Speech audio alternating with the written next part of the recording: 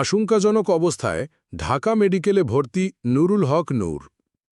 রাজধানীর কাকরাইলে জাতীয় পার্টির কার্যালয়ের সামনে সংঘর্ষে গুরুতর আহত হয়েছেন গণ অধিকার পরিষদের সভাপতি ও সাবেক ডাকসু ভিপি নুরুল হক নূর।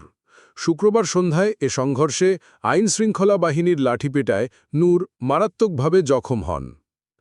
রাত ১২টার দিকে তাকে ঢাকা মেডিকেল কলেজ হাসপাতালে আইসিইউতে ভর্তি করা হয়। দলীয় সাধারণ সম্পাদক রাশেদ খান জানান, নূরের নাক ভেঙে গেছে, চোখে ও হাতে গুরুতর আঘাত পেয়েছেন, মস্তিষ্কে রক্তক্ষরণ হচ্ছে। এ ঘটনায় জাতীয় পার্টি ও গণ অধিকার পরিষদ একে অপরকে দোষারোপ করছে।